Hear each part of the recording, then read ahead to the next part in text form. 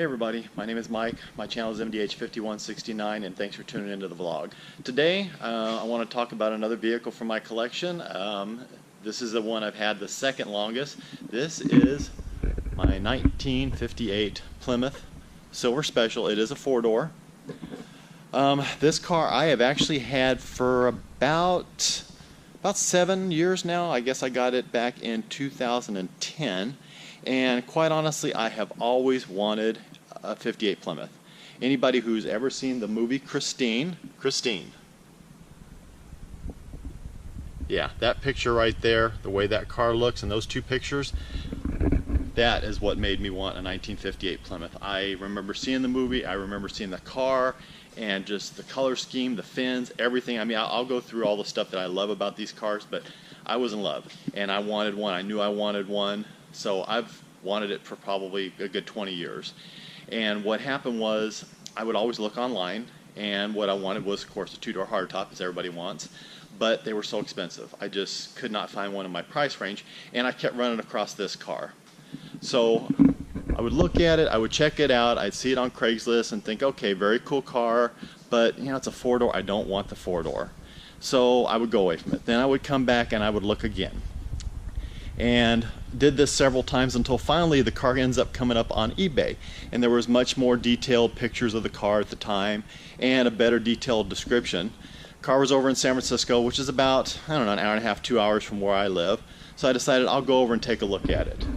So subsequently I go over, I take a look at it, talk to the guy who's got a big car collection. He takes me for a ride in it. I mean, it's kind of a ratty car at the time. The only thing that was done to it was the paint, but other than that, the interior was pretty much rotted out. The tires weren't any good. Long story short, ended up making a deal and bought it, had it towed back home. So what I have done to the car since is, flip it around here, did the Coker wide whites on it, went through the complete braking system, did exhaust. It does have dual exhaust. It came with single exhaust, and it has glass packs on the back for kind of a raspy sound. Had to redo a lot of the trim because the trim was kind of eaten out on this car. Let's see, let's go real quick to the interior. I'll show you what was done in there. So went with kind of a stock look to the interior, with the exception of the headliner. The headliner is a little bit different, but my buddy Eddie at So Creative Upholstery here in Turlock did the interior and did a really nice job. It was done probably a good 6 years ago, and it's held up very, very nicely. So go back here to the back. As you can see, it's got a huge back seat. This is definitely a car that you could fit 3 full-size adults and their luggage in the trunk. Speaking of the trunk, we'll come around back here. Car did have a little rust up around the back window. Not a big deal, got that fixed. And a little bit in the trunk. Fixed that and did some Pour 15 in the trunk. Made it look all nice, but as you can see, it is a huge, huge trunk. We'll go around to the front. The car itself has 86,000 original miles. It's never been touched. As you'll see when I pop the hood, it's very much original and stock and everything like that. So yeah, nothing done there. Eventually I'm going to have the motor pulled, freshen it up and everything like that. It's just a matter of time. But I still think it's kind of cool. 86,000 original miles and nothing been done to it. I did end up rechroming the front and rear bumpers.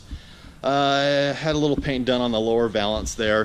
You can see down there that I had that done. And a few odds and ends like that. Changed belts, hoses, all the fluids, that type of thing. Gave it a tune-up. But really just a cool car. And I'll tell you, from the front, I just don't think there's a better look. Dual headlights. 58 was the first year that you could actually make a car with dual headlights in the United States.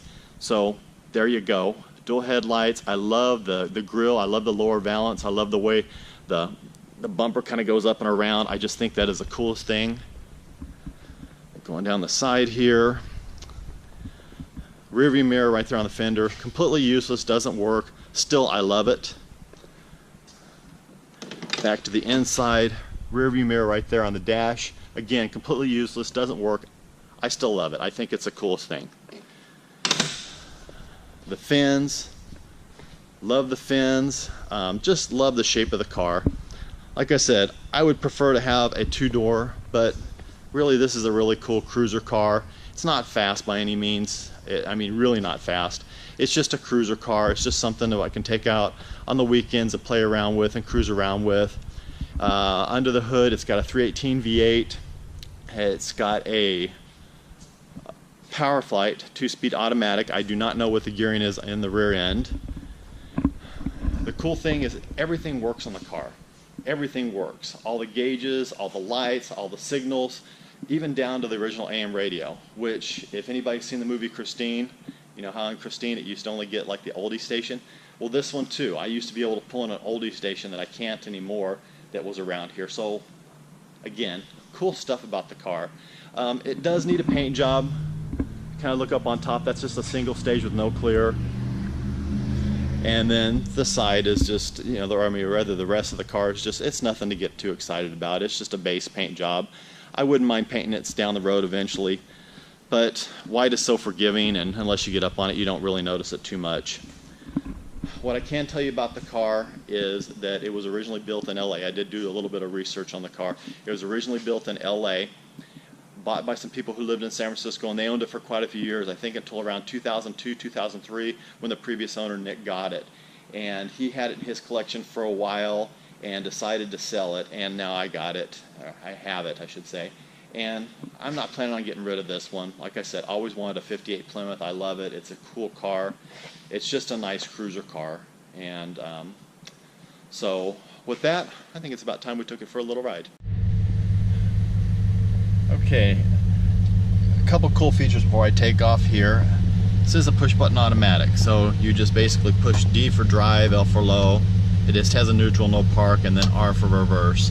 It does have an emergency brake. I don't know if you can see it down there or not, but you use the emergency brake whenever it's in neutral so it doesn't roll. So there's kind of the dashboard going across just before we take off. Okay, setting out in the 1958 Plymouth Silver Special. So, a little background on the car. In 1958, Plymouth basically offered a Silver Special. Basically, the car was based off the bottom line Plaza. Plymouth had 4 different lines. There was the Plaza, there was the Savoy, there was the Belvedere, and then the Fury, which was the top of the line. So this is based off the bottom of the line car. It was a special they ran in the spring of '58, if I remember correctly, and they were offering the car for $1,958 starting price. You could get any motor that was offered in that line. You could get any body color that was offered in that line, but the Silver Specials had a silver top. So they did have a special type of trim. I've looked up to see how many were produced, and I cannot find the exact numbers, but given my research online and what have you, it's a very rare car. There aren't a lot of them out there, weren't a lot that were made. Apparently there were even fewer 4 doors than 2 doors, so I guess I lucked out in that respect. But not a lot made. And the cool thing about this car is if you Google 1958 Plymouth Silver Special, the majority of the pictures that you will see online are pictures of this car taken around San Francisco, and I think there's a couple from his eBay ad and Craigslist ad and things like that that people have pulled. So that is kind of neat. Like I said, I like the car. It's a good cruising car, good running car. It's always been good to me. I've put a lot of money and a lot of time into it, and actually did a little bit of the work myself, which is kind of unusual because I usually don't do very much mechanical work on my cars. But it's just a very nice running cruising car. There's no conveniences in this car. No power steering, no power brakes, heater yes, but no air conditioning, so that's why I've got the window down right now. Hopefully the road noise isn't too bad. It's very, very hot today in California. It's supposed to be like 110, so I'm trying to get this video done early, but you can probably see I am still very, very warm, and so it's nice to be cruising along 55 miles an hour with the window down and have a little air coming in. But this is a very, very tight, good running car. It does not have a lot of rattles, not a lot of squeaks, things like that. And truthfully, it is about the best riding car I have. Even better riding than a lot of my newer cars. I think I've got one car that rides actually better than this, and it just so happens it's down right now, not even running. But I'll end up featuring it later. It's one of my more regular drivers. but it's just a really nice running car. It floats along. Seat's got a lot of support, so it's a good, very comfortable car. I was trying to think of what else I can really tell you about the car. It's pretty basic. It's pretty basic mode of transportation. It doesn't even have the self-canceling turn signals. It's just, you got to remember to turn them off. And I mean, you can step into the car, but it picks up okay. But it's not horribly fast. And like I said, with the 2-speed automatic, it'll cruise along at 60, 65, but anything faster, you're really cranking the motor up quite a bit and using a lot of RPMs. So I don't normally take this thing down the freeway all that much, although I have short little trips.